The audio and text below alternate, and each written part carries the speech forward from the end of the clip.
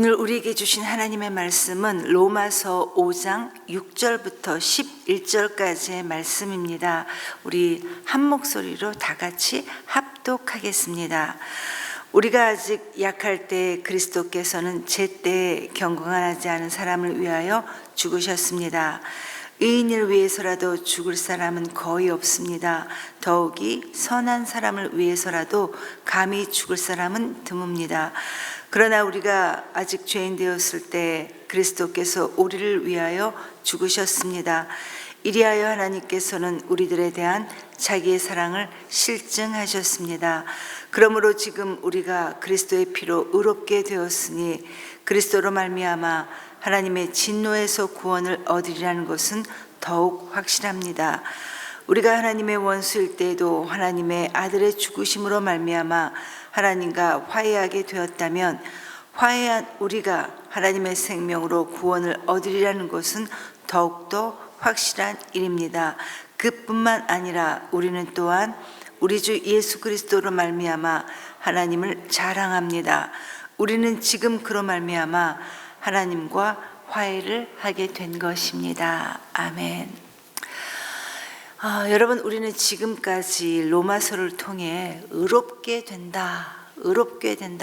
이 말을 정말 많이 보고 접하고 있습니다. 의롭게 된다라는 이 말의 뜻은 우리 모든 인간은 죄를 범했기 때문에, 그래서 죄인이기 때문에 하나님께서는 우리 인간의 죄를 용서해 주시기 위해 독생자 예수님을, 당신의 하나밖에 없는 아들 독생자 예수님을 십자가에 못 박게 하셨고, 이 예수님을 믿음으로 영접하는 사람들은 우리의 이 모든 죄를 용서받아 의롭게 됐다라는 칭함, 여김을 받게 되는 겁니다.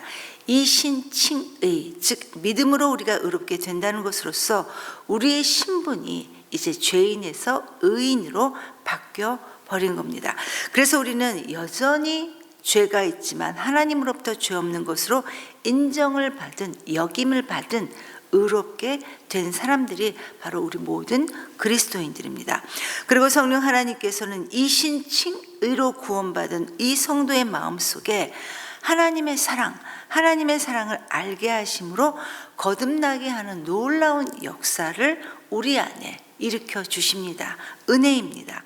그리고 우리는 이 순간에 회개와 함께 회심하는 놀라운 영적 경험을 하게 되는데, 그래서 지금까지 자기 마음대로 살았던 죄악된 자신의 삶에 대해서 하나님께 드리는 회개와 함께 온전히 이제 내가 예수 그리스도를 주로 고백하고 이제부터는 하나님의 자녀로 정말 잘 살아가겠습니다 라는 이런 결단을 하게 됩니다. 여러분, 이러한 일은 우리의 능력이나 노력에 따라 발생하지 않습니다. 이 거듭남의 역사는 전적으로 성령 하나님께서 우리 안에 일으켜 역사하십니다. 이게 바로 이 신칭의이고, 참된 성도는 반드시 당연히 이 과정을 거치게 되어 있습니다. 지금까지 사도 바울은 이 내용을 4장까지 쭉 설명을 했고, 어제 본문인 5장부터는 이제 다른 내용이 전개됩니다. 즉 믿음으로 의롭게 되는 이 칭의는 구원의 끝도 최종의 완성도 아닌 시작이라는 것입니다. 이 구원의 시작인 칭의가 하나님이 완성시킬 그 구원의 큰 그림 속에서 이 칭의가 어떤 의미가 있는지를 설명하는 것이 바로 5장부터 그리고 8장까지 계속 이어지게 됩니다. 그리고 여기에서 사도 바울은 하나님의 그 영광스러운 신분과 관계의 희망, 주님으로 인한 소망이라는 새로운 주제를 덧붙이게 되는데, 왜냐하면 구약적으로 우리가 표현하자면 우리는 이신칭의, 즉 출애굽은 했지만 아직까지 가나안 땅에 들어가지는 못했기 때문입니다. 여전히 우리는 가나안 땅에 들어가기 위한 광야에 있다는 거예요. 이게 바로 우리가 살고 있는 이 세상입니다. 그래서 어제 본문인 5절 말씀에서 이 희망, 즉 성령님으로 인한 이 소망은 우리를 실망시키지 않고 성령 하나님을 통해 계속해서 그의 사랑을 우리 마음속에 부어주셨다, 이렇게 말씀하셨던 것은 구원 문제와 관련해서 성령 하나님께서 하나님의 사랑을 하나님의 자녀인 우리 성도가 알 수 있도록 계속해서 성령 하나님이 은혜 가운데 우리 가운데 역사하신다는 겁니다. 우리와 함께 해주심으로 우리를 인도해 주신다는 이야기입니다. 그러면 어떻게 이 하나님의 사랑을 우리가 알 수 있을까라는 이 부분이 바로 오늘 본문의 내용입니다. 맨 먼저 6절부터 8절까지는 하나님의 사랑에 대한 실증, 확증에 대한 부분인데, 오늘 말씀의 첫 구절인 6절 말씀은 복음이 무엇인지를 아주 명료하게 우리에게 정리해주고 있습니다. 사도 바울은 예수 그리스도께서 십자가를 지심으로 죄인들이 의롭다 함을 받은 이 십자가의 사랑을, 하나님께서 우리들을 얼마나 사랑하시는지에 대한 하나님의 사랑을 확증시켜 주는 것이다, 이렇게 말합니다. 새 번역에서는, 우리가 읽은 이 새 번역에서는 실증이라고 표현했는데, 결국 하나님께서 우리 인간을 위해 독생자 예수 그리스도를 십자가에 못 박아 죽게 한 이 십자가 사건은 하나님께서 우리를 얼마나 사랑하시는지에 대한 실제적인 증거이다, 이렇게 말하고 있습니다.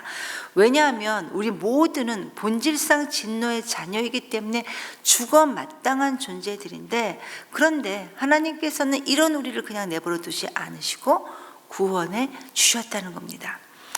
여러분, 우리가 과거에 어떤 사람들이었습니까? 아마 우리가 스스로가 우리가 어떠한 사람인지는 우리 스스로가 잘 알고 있을 것입니다. 여러분, 우리는 6절에 약한 자들, 연약한 사람들이었습니다. 그래서 우리는 우리에게 구원이 필요한지조차도 몰랐던, 영적인 부분에 대해서는 아무것도 모르는 전적인 무능한 존재가 바로 우리였다라는 것입니다.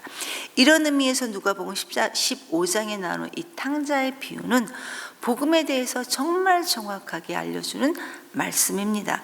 물론 지금도 그렇지만 당시 그 시대 상황으로 보면 아버지가 죽기도 전에 그 아들이 당당하게 뻔뻔하게 내가 받을 몫을, 재산을 나눠주십시오 라고 할 수 있다는 것은 있을 수 없는 그런 발상이었습니다.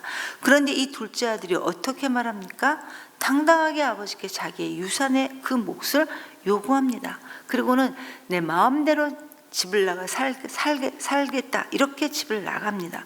그런데도 불구하고 이 아버지는 아들이 자기를 거절한다는 것을 알면서도 이 아들의 요구대로 재산을 내줬는데 결국 흥청망청 다 써버리고 오갈 데 없이 다시 아버지 집으로 돌아오게 됩니다. 그렇지만 이 아버지가 어떻게 합니까? 아들이 온다는 이 소식을 듣고서는 버선발로 나가 아들을 반깁니다. 아들의 목을 끌어안고 살찐 송아지를 잡아 잔치를 벌입니다.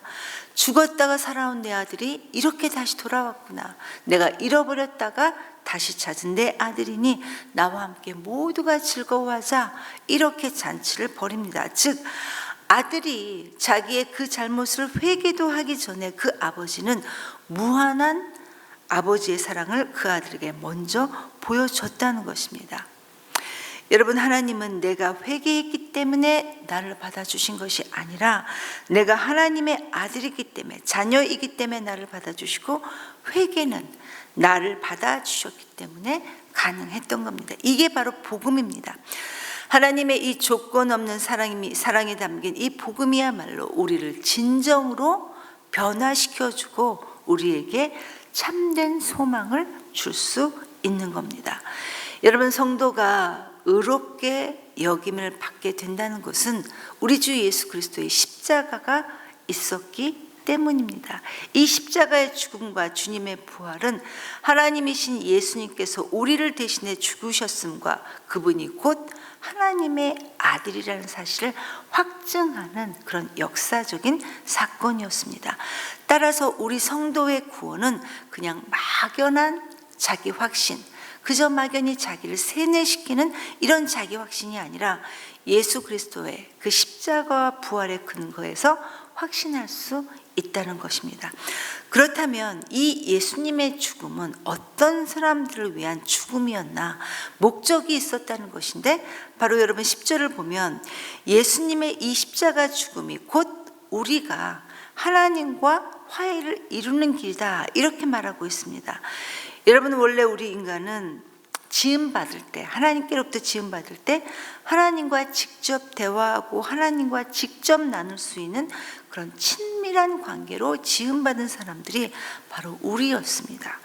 그렇기 때문에 하나님의 사랑을 받은 우리 인간은 자기 자신도 사랑할 수 있고 이웃을 내 몸처럼 사랑할 수 있고 또 하나님께서 만드신 이 모든 세상도 잘 다스리고 잘 사랑할 수 있었습니다. 이게 바로 하나님의 형상대로 창조된 원래의 우리 모습이었습니다. 그런데 불행하게도 우리 인간의 교만과 불순종으로 인해 거룩하신 이 하나님과의 관계는 깨져버리고 맙니다. 결국 하나님과의 관계가 깨져버린 인간은 불안, 두려움, 자신에 대한 존귀함을 잃어버리고 이웃을 사랑할 수 있는 마음의 여유조차도 사라져버리게 됩니다. 오직 자신을 지키기 위한 생존 욕구만 남아서 모든 사람을 경계하는 그런 이기적인 모습으로 우리 모두가 전락해 버립니다. 그런데 하나님은 예수님을 보내셔서 모든 것을 원래의 상태로 되돌려 놓기를 원하셨습니다. 즉 우리 주 예수 그리스도는 하나님과의 관계에서 그리고 깨어진 모든 관계에서 파생된 우리가 갖고 있는 모든 문제들을 회복시키기 위해 우리를 위해 이 땅에 오셨기 때문에 예수님의 그 죽으심과 부활은 우리의 영혼을 구원할 뿐만 아니라 모든 것을 제자리로 돌려놓는 총체적이고 전인적인 회복이 된다는 이야기입니다. 그래서 11절 말씀에 우리 주 예수 그리스도로 인해 하나님을 우리가 자랑할 수 있을 뿐만 아니라 이제는 우리가 하나님과 화해하게 되었다라고 사도 바울은 오늘 본문을 마무리하고 있습니다. 성도 여러분, 때론 하나님께서 당신의 사랑하는 자녀에게 우리에게 고난을 허용하시고 그래서 인내를 요청하기도 하시지만 그러나 그럼에도 불구하고 변함없이 우리를 사랑하신다는 사실을 우리 주님께서는 예수 그리스도의 십자가의 죽음을 통해 우리에게 실증, 확증해 주셨습니다. 그래서 우리는 이 십자가의 사랑이 우리의 영원한 자랑이 될 수 있다는 겁니다. 예수 그리스도로 말미암아 구원받은 성도는 하나님과 원수되었던 이 과거로부터 이제는 자유하게 되었고 설령 현재의 삶 속에서 죄와 유혹과 뜻하지 않는 환난을 물론 당하기도 하지만 그러나 소망을 견고케 하시는 성령 하나님의 은혜로 우리는 매일매일을 믿음으로 담대하게 살아갈 수 있게 되었습니다. 그렇기 때문에 우리 성도에게 주어진 장래의 은혜 역시도 그저 막연한 불확실한 미래를 위로하기 위한 그런 수단이 아니라 예수 그리스도의 십자가의 이 부활 사건으로 인한 확신에 찬 이런 소망이기 때문에 우리는 이 소망 안에서 담대하게 살아갈 수 있게 될 것입니다. 오늘도 저와 여러분이 주님의 전능하신 이 손길이 변함없이 우리의 삶을 붙들고 계심을 신뢰하면서 오늘 하루도 담대하게 믿음으로 살아가는 저와 여러분이 되기를 간절히 기도합니다. 이 시간 말씀을 기억하면서 주님, 우리의 환경이 어떠하든지 간에 주님 주시는 이 소망 안에서 우리가 잘 살아날 수 있도록 주님 도와주시옵소서. 그래서 그리스도인의 소망이 견고한 이유를 우리 세상 가운데도 잘 알릴 수 있는 우리가 될 수 있도록 하나님 우리를 도와주시옵소서. 이렇게 기도하시고 여러분, 오늘은 목장 모임을 위해 기도하는 날입니다. 주님의 이름으로 목장 모임을 하고 또 이 안에서 주님 주시는 이 견고한 소망을 다시 한번 확인하며 잘 붙잡는 우리 모임이 될 수 있도록, 우리 목장 공동체가 될 수 있도록 하나님 인도해 주시옵소서. 이렇게 기도하시고 여러분, 지난 금요일 트리키에 팀을 시작으로 어제는 타지키스탄 팀이 출발을 했습니다. 주님의 이름으로 가는 그 걸음걸음들 축복해 주시고 안전하게 그들을 지켜주시옵소서. 그리고 남아있는 단봉팀들, 성경학교, 수련회를 통해 하나님을 몰랐던 사람들이 주님을 만나고 다시 한 번 더 경험할 수 있는 그런 은혜로운 시간이 될 수 있도록 하나님 인도해 주시옵소서. 이렇게 기도하시고 각자 자유롭게 기도하시고 돌아가시겠습니다. 아버지 하나님,